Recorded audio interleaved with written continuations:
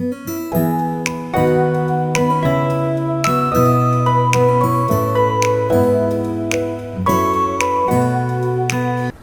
All, good morning, welcome back to my channel. So आता वाजता आहेत सकाळचे 6 आणि मी तर रेडी झाले. आता 5 वाजेपासूनच उठली आहे, रेडी झाले.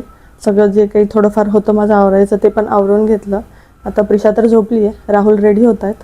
तोपर्यंत मी माझे जे दुसरे काही आहेत छोटे मोठे, जसे की प्रिशाचे शूज वगैरे ठेवायचे राहिलेत, म्हणजे कालच ठेवणार होते मी, पण ती चिडचिड करत होती म्हणून मी ते स्किप केलं. सो आता ते ठेवून घेते आणि बाकीचं जे आहे थोडंफार ते आवरून घेते. आणि आजचं टार्गेट असं आहे की आम्ही 7 वाजता घरातनं निघायला पाहिजे. तर माहिती नाही ते किती पॉसिबल होतं, बट आम्ही ट्राय करू. आणि आता पुढचे 2 दिवस तर आम्ही इथे नाही आहे, म्हणून झाडांना मी डबल पाणी टाकून घेतलं, जेणेकरून ते वाळायला नको. आणि म्हटलं आम्ही असं विचार केला की प्रिशाला थोडं अजून जास्त एक्स्ट्रा झोपू देऊ, म्हणून मस्त आम्ही इथे गॅलरीमध्ये बसून निवांत चहा घेत होतो आणि मी झाडांना पाणीही टाकून घेतलेलं.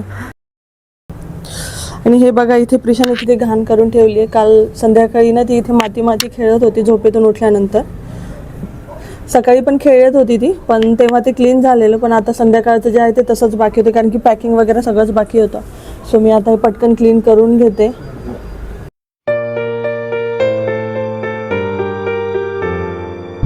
हाय ऑल, सो आता आम्ही घरून निघालोय आणि आज आम्ही जातोय आरवी बीचला. सो हे डिस्टन्स आमच्या घरापासून अराउंड 3.5 ते 4 तासाचं डिस्टन्स आहे. आणि हा जो रूट आहे ना, या रूटवरती जास्त काही ऑप्शन्स नाही आहे खाण्याचे वगैरे. सो आम्ही ब्रेकफास्ट पण करून घेतला, घराजवळच एक होतं रेस्टॉरंट, सो तिथेच आम्ही ब्रेकफास्ट पण करून घेतला क्विकली.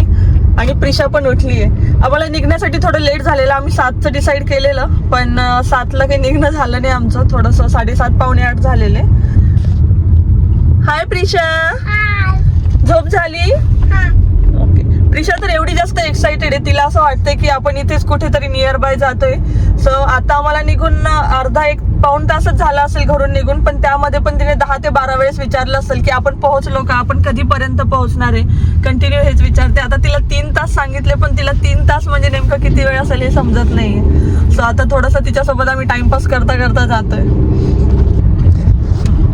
राहुल, कसं वाटतंय तुम्हाला? मस्त. प्रिशा, तुला कसं वाटतंय? मस्त. ओके.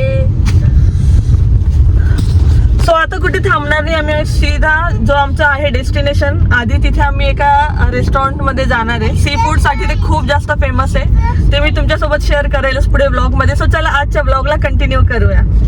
तुम्हाला आजचा ब्लॉग कसा वाटतो मला कमेंट सेक्शन मध्ये नक्की सांगा. आणि हे जे आरवी बीच आहे ना, तर हे कोकण साईडला येतं. तर जसं आम्ही कोकण एरियामध्ये लागलेलो तसं वातावरण एकदम असं छान झालेलं, असं आभाळ आल्यासारखं झालं होतं. थोडंफार असं थंडही वाटत होतं, म्हणजे एवढी गरमी नव्हती जाणवत तिथे. मध्ये एका ठिकाणी ॲक्सिडेंट झालेला घाटामध्ये, सो ट्रॅफिक पण जरासं असं जॅम झालेलं, अर्धा पाऊण तास तरी थोडंसं असं स्लो जावं लागले. ब्लॉगच्या स्टार्टिंगला जसं की मी तुम्हाला सांगितलेलं की आम्ही जेव्हा आरवीला पोहोचू तर तिथे एक सी फूड रेस्टॉरंट आहे आणि तिथलं सी फूड आम्हाला ट्राय करायचं आहे. सो यांचा ओपनिंग टाईम जो होता तो 12:30चा होता आणि 5 मिनिट आधीच आम्ही इथे पोहोचलेलो होतो, त्यामुळे त्यांचं गेट तर बंद होतं. मग नंतर आम्ही आल्यानंतर त्यांनी गेट ओपन केलं आणि थँकफुली आम्ही तिथे लवकर गेलो, कारण की अर्धा तास नंतर जे काही लोक तिथे आलेले होते ना, तर त्यांना वेटिंग लागलेलं, कारण की जसं आम्ही तिथे गेलो तसे खूप साऱ्या दुसऱ्या गाड्याही आलेल्या, त्यामुळे खूप जास्त गर्दी झालेली होती.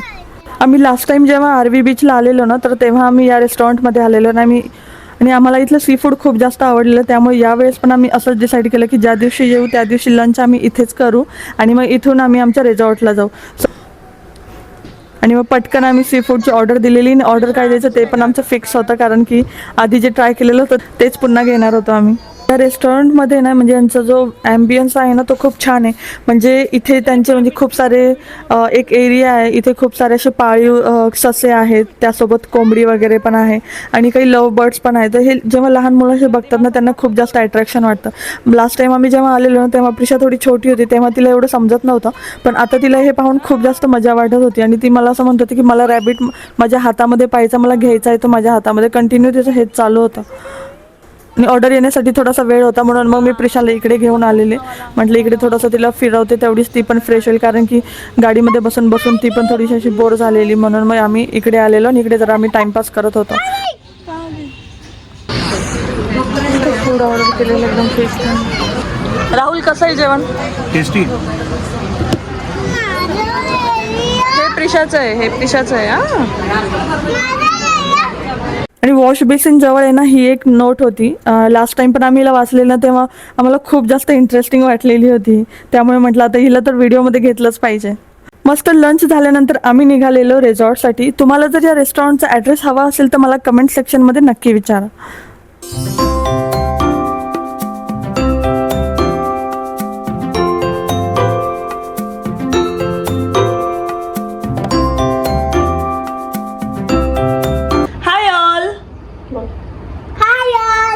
आता वाजता 6 आणि आम्ही सुद्धा रेडी झालोय बीचवर जाण्यासाठी. एक झोप पण घेतली छोटीशी. दुपारी रिसॉर्टवर येता येता आम्हाला 2 वाजलेले आणि ऊन खूप जास्त होतं बाहेर, त्यामुळे प्रिशाचं पण थोडीशी चिडचिड होत होती आणि झोप पण आलेली. सो आता आम्ही रेडी झालोय. आता म्हटलं बीचवर जाऊ. प्रिशाला पण रेडी केले, पण थोडंसं म्हणजे दारू उघडून वगैरे बाहेर पाहिलं तर थोडं गरम वाटतंय. सो म्हटलं थोडा वेळ थांबू, ती गरम शेक जी आहे ती थोडी कमी होऊ देऊ आणि मग आम्ही बीचवर जाऊ. प्रिशा तुला जायचंय ना बीचवर? प्रिशा तर एवढी जास्त एक्साइटेड आहे ना इथे आलो तेव्हापासून. इथे आल्यापासून तिचं हेच चालू आहे की मम्मा चला बीचवर, मम्मा चला बीचवर, असंच चालू आहे. पण कसं तरी तिला थांबवून ठेवलेलं होतं. सो थोडा वेट करू आता 10-15 मिनिट आणि मग आम्ही बीचवर निघू. आणि ही जी रिसॉर्ट आहे ना इथे आम्ही आधी पण आलोय तेव्हा प्रिशा 1.5 वर्षाची होती आणि आता आम्ही आलोय तर आमची रूम वेगळी टाईप आहे. मागच्या वेळेस जेव्हा आलेलो तेव्हा वेगळ्या टाईपची रूम होती आणि यावेळेस जे ना ते कॉटेज टाईप घेतलंय आम्ही, कारण की समोर इथे गार्डन वगैरे आहे. तो प्रिशाला पण खेळायला थोडंसं चांगलं वाटेल, फ्री स्पेस भेटेल. हे बाहेरचं गार्डन आहे बेटा, त्यामुळे आता ही रूम घेतली आम्ही. आणि रूम ही पण छान आहे, तुम्ही बघू शकता. इकडनं एंट्रन्स आहे आणि बाहेर हे असं थोडासा गार्डन टाईप एरिया आहे. म्हणजे ती रूम आणि ही रूम दोघी पण छानच आहे, दोघी पण स्पेशियस आहे आणि चांगले आहे. सो हा असा काहीसा बाहेरचा व्ह्यू आहे. प्रिशा तर आमच्या पुढे पुढे पळते जसं की तिला माहिती आहे कुठे जायचं आहे आता. ऐ थांब, स्विमिंग पूल नाही इकडे इकडे. लास्ट टाईमच्या कम्पॅरिझनमध्ये यावेळेस बीचवरती खूप जास्त गर्दी होती आणि इथे आल्यानंतर तर प्रिशाला असं झालेलं की मी इकडे जाऊ की तिकडे जाऊ, कारण की एवढं पाणी एवढी माती पाहिली होती तिने, तर तिला असं खूप जास्त असं खुश झालेली होती ती. आणि त्यातल्या त्यात आम्ही तिला अजिबात रोकटोक करत नव्हतो की माती खेळू नको की पाणी खेळू नको. तिला फ्रीली आम्ही तिला जे खेळायचं ते खेळू देत होतो. आणि प्लस मी तिच्यासाठी ना काही टॉईज पण घेऊन आलेले होते जे की ती इथे बीचवर खेळेल, पण ते टॉईजला तिने काही हातही नाही लावला. पण ऐवजी दुसरे जे लोक होते ना तेच तिच्या टॉईज सोबत खेळत होते तिथे.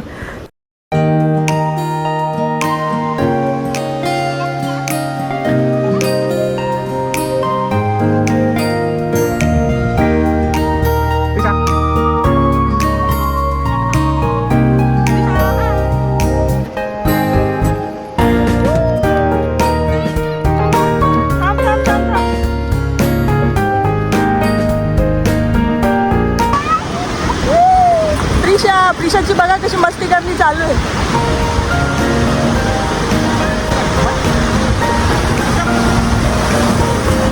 संध्याकाळचा व्ह्यू काहीसा असा होता.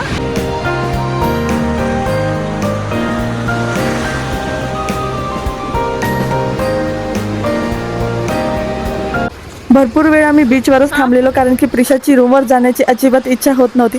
तिचं असं म्हणणं होतं की अजून खेळा अजून खेळा.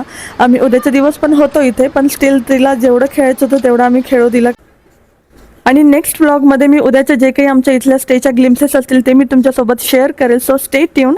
आणि यासोबत आजचा व्लॉग मी इथेच एंड करते. तुम्हाला आजचा व्लॉग कसा वाटला मला कमेंट सेक्शनमध्ये नक्की सांगा.